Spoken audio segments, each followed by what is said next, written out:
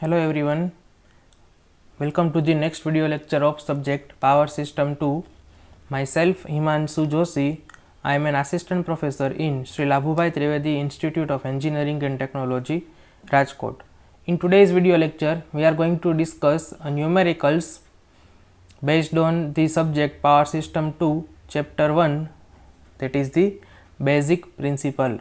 So let's start with the numericals.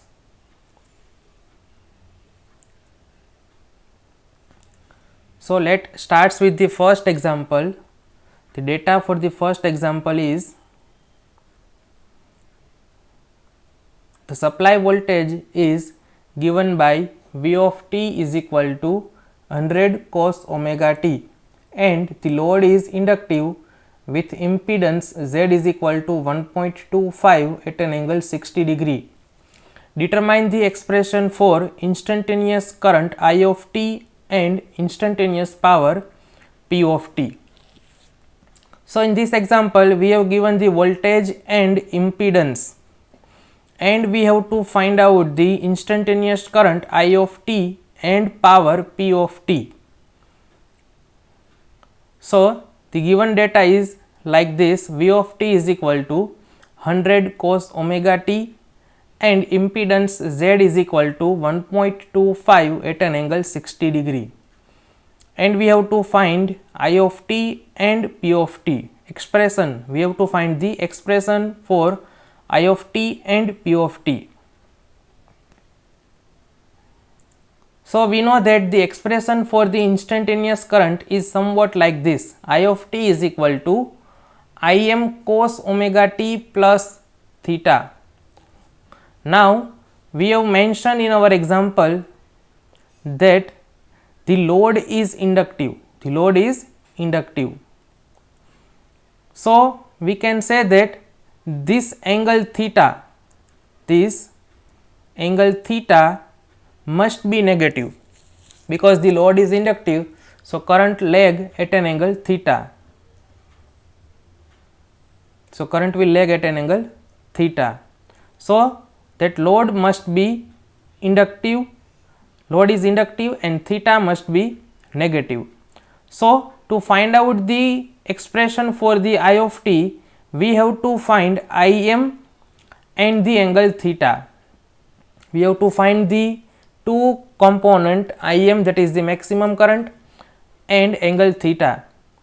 So we can find Im by the taking the ratio of voltage and impedance. We can find out the value of Im with ratio of voltage, that is the Vm, and impedance Z. So we have given the expression for voltage which is equal to Vm cos omega t. So we can say that V of t is equal to 100 cos omega t. Now this 100 is the equation of Vm.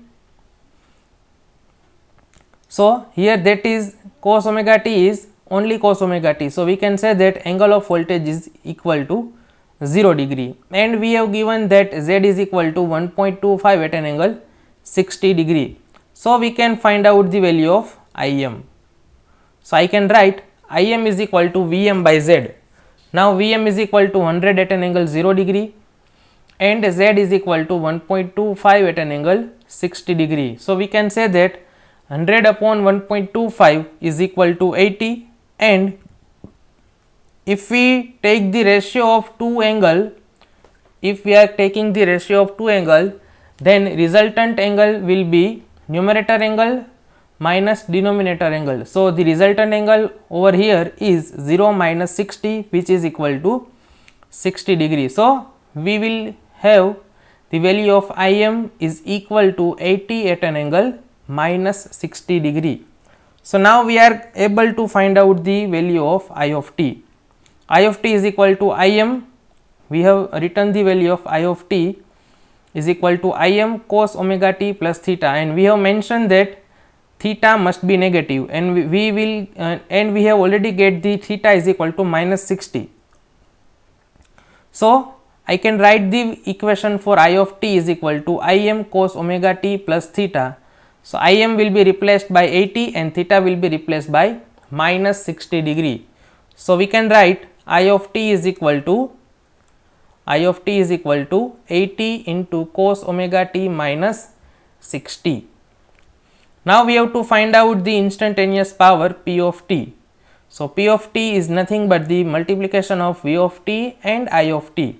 So we have V of t is equal to 100 cos omega t, and we have find out the value of I of t is equal to 80 into cos omega t minus 60 degree.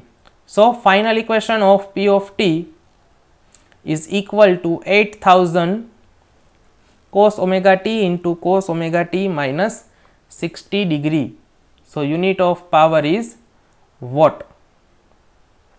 So this is the solution of our first example. In that we have to find out the value of voltage, we have to find out the value of I of t and P of t, and we have given the value of V of t and Z. So in general what we have done in this example, to find out the value of I of t, we have to find out the maximum current and angle for the current. So we will use, to find out the value of maximum current, we have taken the ratio of maximum voltage upon impedance.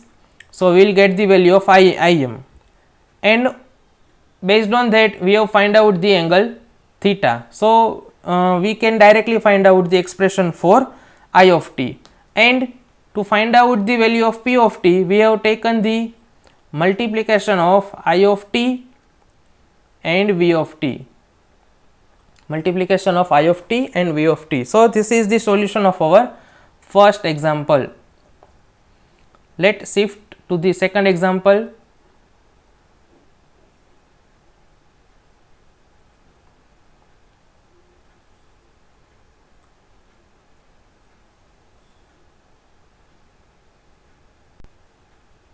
So second example, we have given a circuit, voltage source, impedance Z1, impedance Z2 and impedance Z3. So in above circuit we have given the value of voltage is equal to 1200 at an angle 0 degree, Z1 is equal to 60 plus J0, Z2 is equal to 6 plus J12 and Z3 is equal to 30 minus J30. So what we have to find? We have to find the power absorbed by each load and total complex power. So this is the example based on power balance theorem. This is the example based on power balance theorem that we have already learned in our theoretical portion. So this is the example. I request you all to draw the circuit and data in your notebook, and then you will continue to watch this video lecture. So we have given data is V is equal to 1200 at an angle 0 degree. So this is the polar form. So we have to convert that polar form into rectangular form. So that is equal to 1200 plus J0, and Z1 is equal to 60 plus J0. So its polar form will be 60 at an angle 0 degree. Z2 is again in rectangular form, and that is 6 plus J12. So its polar form will be 13.416 at an angle 63.43. Z3 is equal to 30 minus J30. Its polar form will be 42.426 at an angle minus 45 degree. So we know that the equation for complex power is look like V into I conjugate, V into I conjugate. So to find out the complex power, we have to find current and its complex conjugate. So we have to find the value of I, I1, I2 and I3. Clear? We have to find this current to find the complex power. So I is equal to nothing but the ratio of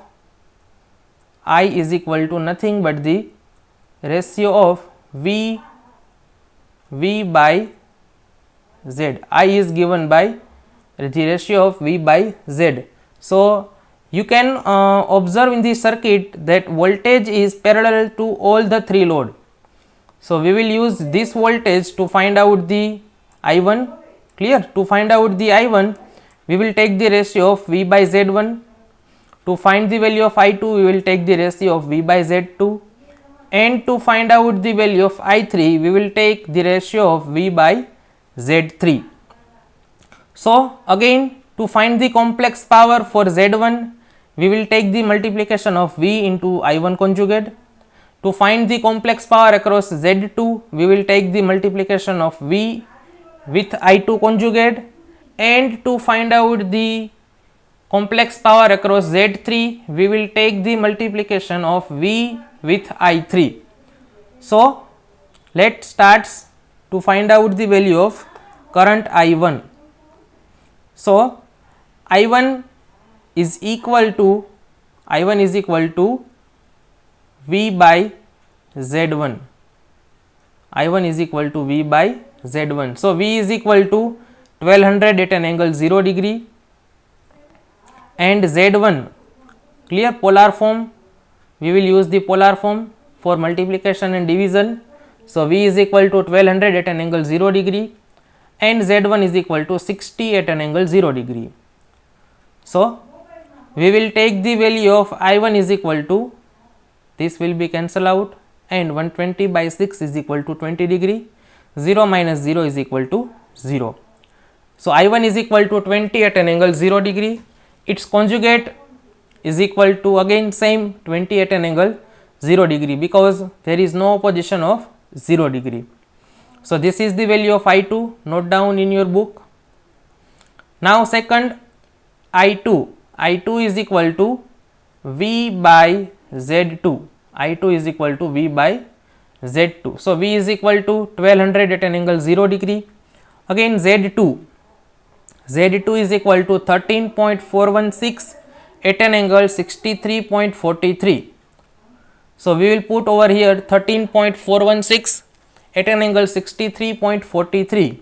So the ratio of 1200 upon 13.416 is equal to 89.445, and 0 minus 63.43 is equal to minus 63.43, and its conjugate is equal to 89.415. This angle will become plus 63.43. So this is the I2 conjugate. Now last I3. So I3 is equal to V by Z3. I3 is equal to V by Z3.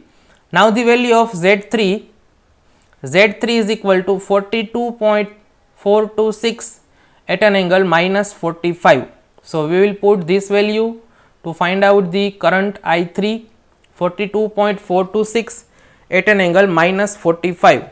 So 1200 upon 42.426 is equal to 28.285, and 0 minus 45 is equal to 0 minus 45 is equal to plus 45, and again its conjugate is equal to 28.285 at an angle minus 45. So this is the value of I1 conjugate, I2 conjugate, and I3 conjugate. Now let's move forward. S1, that is the complex power across Z1. So S1 is equal to, we know that V into I1 conjugate. So V is equal to 1200 at an angle 0 degree, and the value of I1 that you have already noted in your notebook, I1 is equal to 20 at an angle 0 degree. Please note down that you have to use the value of I1 conjugate, clear, and that is equal to 20 at an angle 0 degree.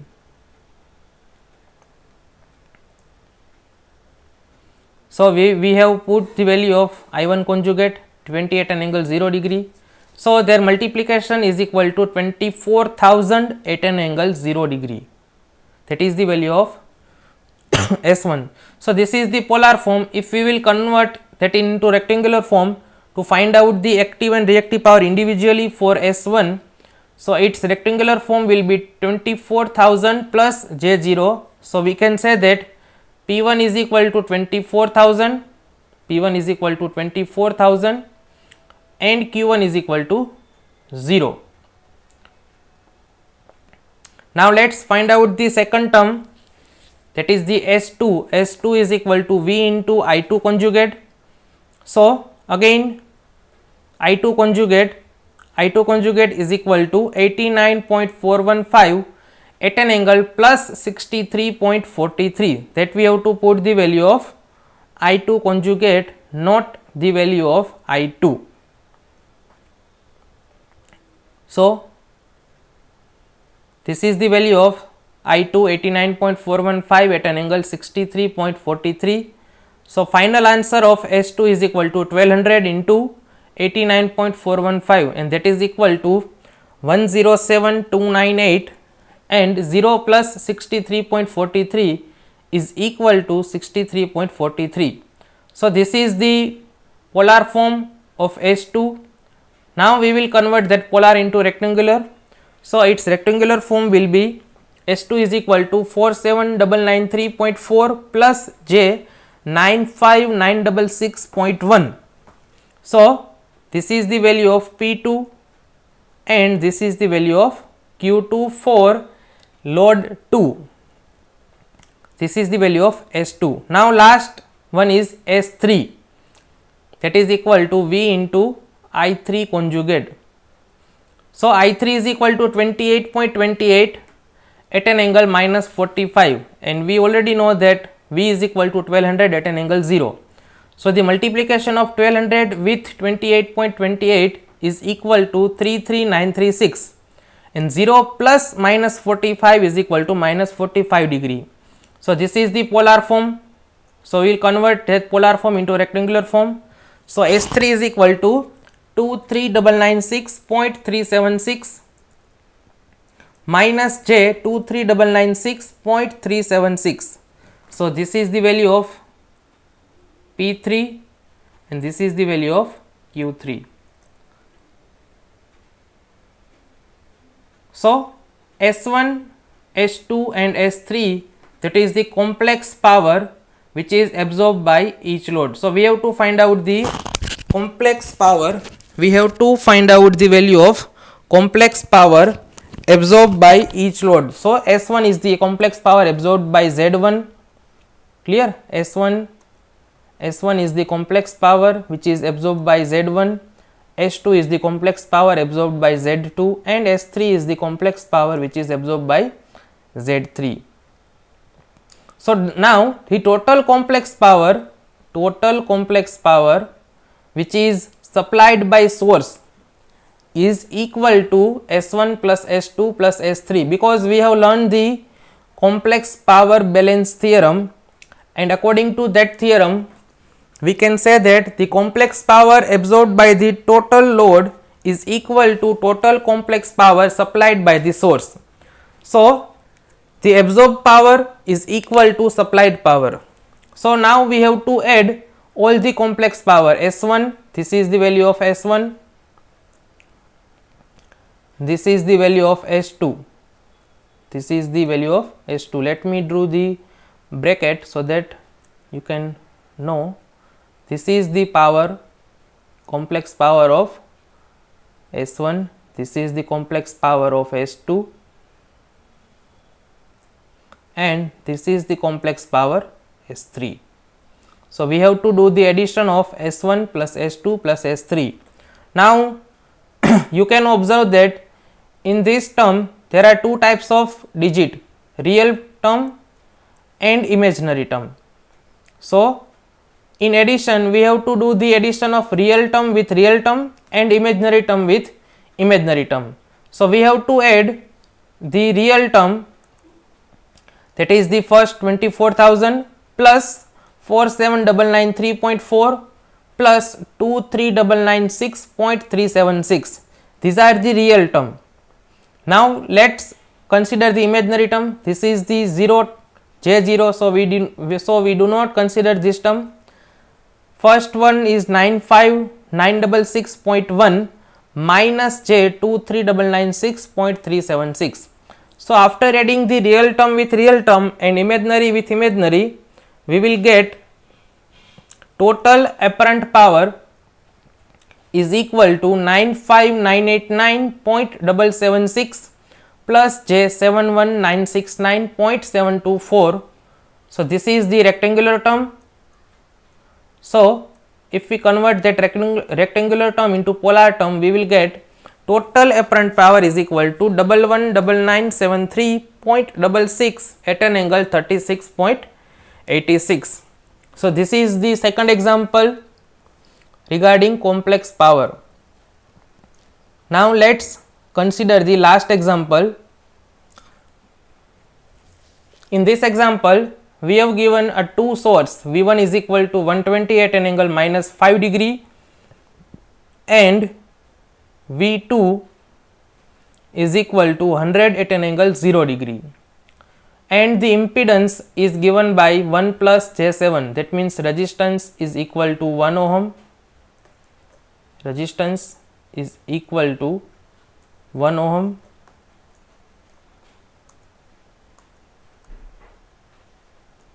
and impedance is reactance is 7 ohm. Resistance is equal to 1 ohm and impedance is 7 ohm. So the statement is two voltages, V1 is equal to 120 at an angle minus 5 degree and V2 is equal to 100 at an angle 0 volt are connected by a line impedance of 1 plus J7. Line impedance of 1 plus J7. Determine the, please note down the statement, determine the real and reactive power supplied or received by each source and power loss in the line. So both the source are connected with a line, short line, which is having a impedance of 1 plus J7 ohm. So we have to find out the real and reactive power supplied by both the source, and what are the losses that will occur in this impedance. What are the losses that will occur in this impedance that we have to find. So I will request all the viewers to note down this diagram in your book and then proceed to see the example. So we have to find out the real and reactive power supplied or received by each source and the power losses in the line. So this is our given data, V1 and V2 both are given in polar form. So I will convert that polar form into rectangular form. 120 at an angle minus 5 degree, its rectangular form will be look like 119.54 minus J 10.46 volt, and V2 is equal to 100 at an angle 0 degree. So that is equal to 100 plus J 0 volt. Impedance is given in rectangular form 1 plus J7. So its polar form will be 7.071 at an angle 81.87. So we have to find out the power, we have to find out the real and reactive power. In short, I can say that we have to find out the apparent power, we have to find out the apparent power supplied or received by each source. So we know that to find out the complex power, we need to find out the value of current. We need to find out the current and its conjugate. I need to find out the I conjugate, because voltage is given at both the end. So I have to find out the current and then I will multiply with V1. So I will get the real and reactive power from source side, and again I have to multiply that current with V2, so I will get the real and reactive power from V2 end. Clear? So first step that I have to do is I have to find out the current which is flow in between two source, or we can say that which is flowing from this transmission line. So we know that current is always equal to potential difference upon impedance. Potential difference upon impedance. So over here potential difference we can write in two way. First one is V1 minus V2. First one is V1 minus V2. So I will take that current as I12. So I will consider that current as I12, that is equal to V1 minus V2. So this is the current I12. Clear? In the second way I can write I am able to write V2 minus V1 upon Z, and that current I will denote that current as I21. Clear? So both current will be same, I12 is equal to I21, but the difference is that from here for this I12 I will take V1 as my reference point. Clear? That is why I have written V1 minus V2 upon Z, and I21 case I have taken V2 as my reference. So I will write over here V2 minus V1 upon Z. So any current we will take. Clear? So if we want to find out the complex power for V1, I will consider that I12, and if I will find out the complex power for V2, I will take the current I21 as my calculation current. So we can say that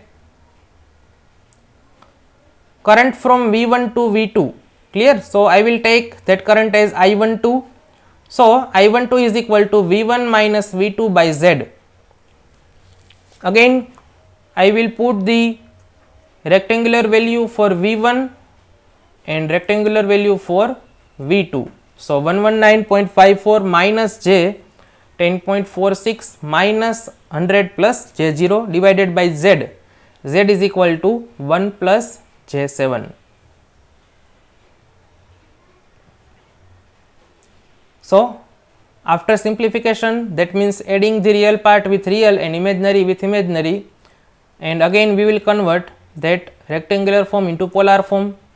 So we will get the ratio of 22.163 upon 7.071, which is equal to 3.13435, and the ratio of both angle is equal to subtraction of numerator minus denominator.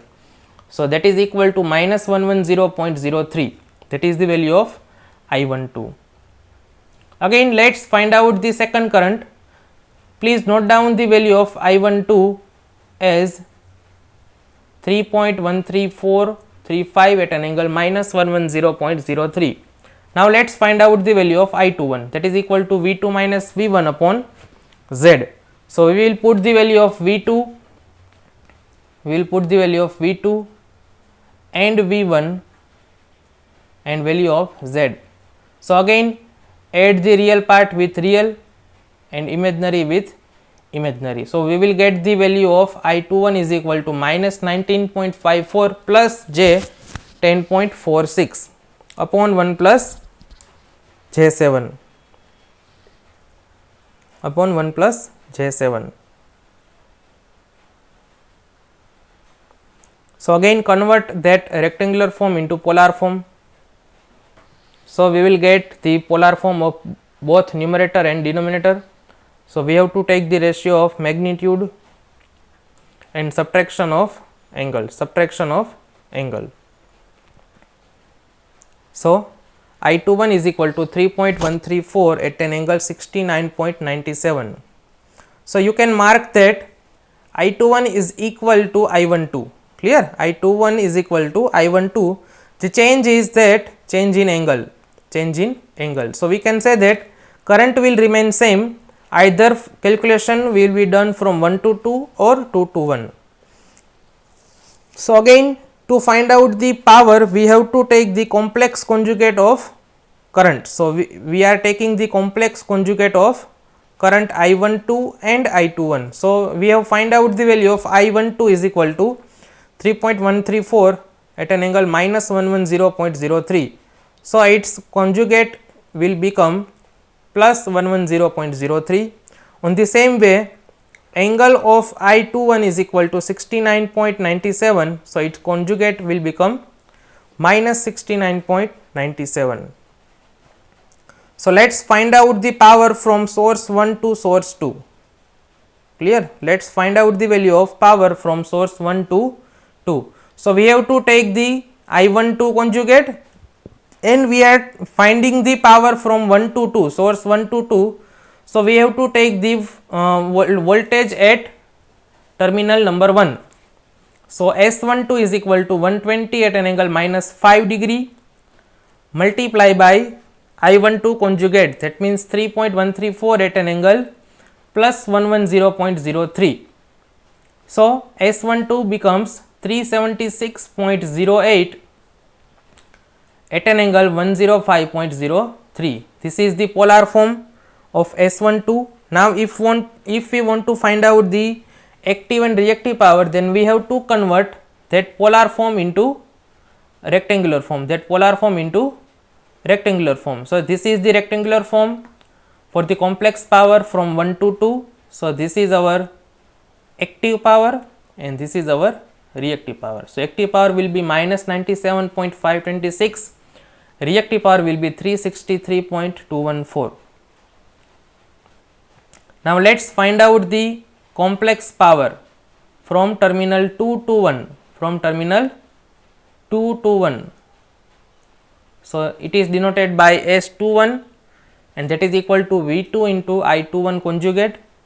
So, V2 is equal to 100 at an angle 0 degree, I21 conjugate is equal to 3.134 at an angle minus 69.97. So, 100 into 3.134 is equal to 313.4 and angle will be minus 69.97 degree. So, this is the polar form. If we want to find out the active and reactive power, then we have to convert that polar form into rectangular form, So, this is the rectangular form for the complex power S21. So, 107.34 will be active power and minus 294.44 will be our reactive power. Over here we have to do the minus sign, clear, minus J Q21. So, Q21 will be minus 294.44. Now, we have to find out the line losses, clear. Now, we have to find out the line losses. We have already find out the complex power from 1 to 2 and 2 to 1. That means, we have individually find out the active power and reactive power from source 1 to 2 and source 2 to 1. Now, in last we have to find out the line losses. So, we know that line losses is nothing but the I square R losses, clear, I square R and I square X losses. Now, you already know that this I square losses we are going to consider only magnitude of line current. So, there is nothing difference if I will take I12 or I21, clear, because magnitude of both current will be same. So, we can take any one of the current. I will take I12, you will take I21. So, nothing to be worry in this situation. So, again you can take I21 or I12 because magnitude of I12 is equal to magnitude of I21. So, line losses due to resistance is given by I square R, I12 square R. So, I will put 3.134 square into 1. So, that is equal to 9.822 watt. Second one is the I square X losses. So, I will take 3.134 whole square into X, value of X is 7 ohm. So that is equal to 68.75 var. So the total complex line losses is can be written by PL plus JQL. Is can be written by PL plus JQL. So PL is equal to 9.822 plus J 68.75. If I will convert that into polar form, then final equation will become 69.44 at an angle 81.869. Total SL is equal to 69.44 at an angle 81.869. You can find out the same losses in another way, just by adding the two complex power. If you will take the addition of S12 with S21, then also you will get the same line losses. So total S12 real part will be 107.34 minus 97.526. So the real part you will get 9.814, and imaginary part, addition of two imaginary part, you will get 68.774. and if you will take the polar form, then you will get the same answer. Clear? So this answer will be the same that we have taken in I square R formula, that we have taken from the I square R formula. So both will be same, both the technique will be same. You can use any one of them. You can take the addition of two complex power and find out the active power and reactive power, that is also same. Clear? And you can use the I square R and I square X formula also. So thank you very much. If you have any question, any doubt, you can give your question and doubt in comment section. If you want more example for the practice, you can give also your opinion that you want more example or not. If you ask me to make more example, then I will take the another video for the numerical for the chapter number 1. So with this we will conclude our session. If you have any doubt, any question, please give your doubts and question in comment section. Thank you very much.